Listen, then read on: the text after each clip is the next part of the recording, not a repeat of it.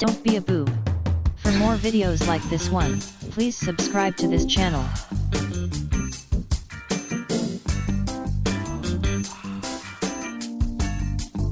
Welcome along. In a moment, we've got a first listen to Neil Lennon's fierce defence of his record at Celtic as he takes aim at those he believes are trying to get him sacked.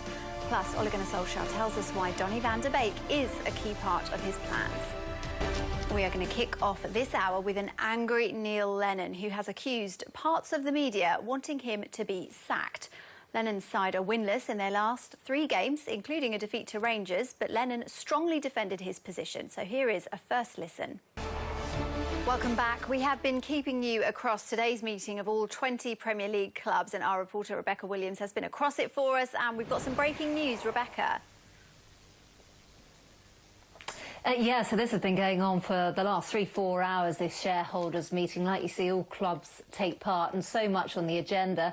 Starting with, of course, pay-per-view, which seems to be very topical at the moment. Lots of fans speaking out saying that they're not happy paying the best part of £15 to watch their side play. Of course, these games would not ordinarily, pre-coronavirus, have been shown by Sky or BT Sport, but they have been put on, and they are put on at cost price by the broadcasters.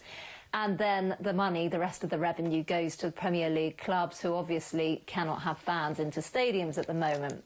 So what I am hearing is that whilst there are no changes immediately to the current setup, there will be a review, and cost will be a part of that review.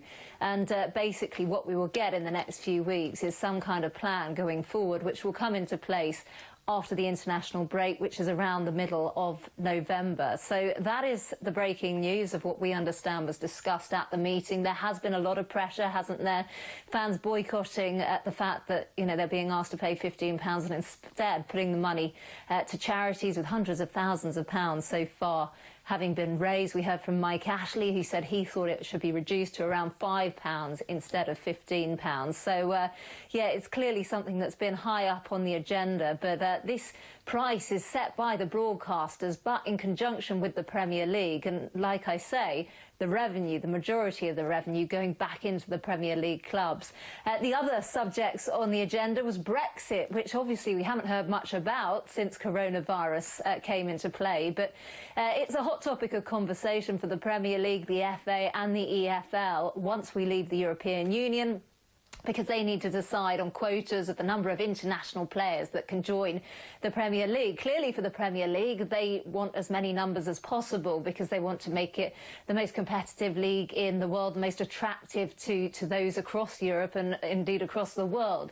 But when you look at the FA's stance, obviously bringing up homegrown talent will mean that it strengthens the England side and the international setup. So differing views on that, but they need to come to some kind of agreement on a way forward, which then they need to present to the government. And there is a deadline of the end of the month, but I think they do have a bit more leeway than that. But no agreement reached on that yet, but obviously discussions are underway. So lots in the agenda at this meeting. Of course, it was the first one since the news broke that there were discussions about a European Premier League. But my understanding is that that wasn't actually raised on the agenda today. But nonetheless, pay-per-view dominating discussions.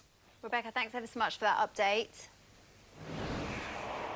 Some breaking news to bring you, and FIFA says that President Gianni Infantino has got coronavirus. He has reported mild symptoms, they say, and has immediately placed himself into self-isolation, where he will remain in quarantine for at least 10 days. So FIFA saying that their president, Gianni Infantino, has tested positive for coronavirus. Former Arsenal defender and invincible Laurent believes Mesut Ozil can only have himself to blame for being left out of their Premier League squad for the season. Ozil hasn't been picked by Mikel Arteta since March.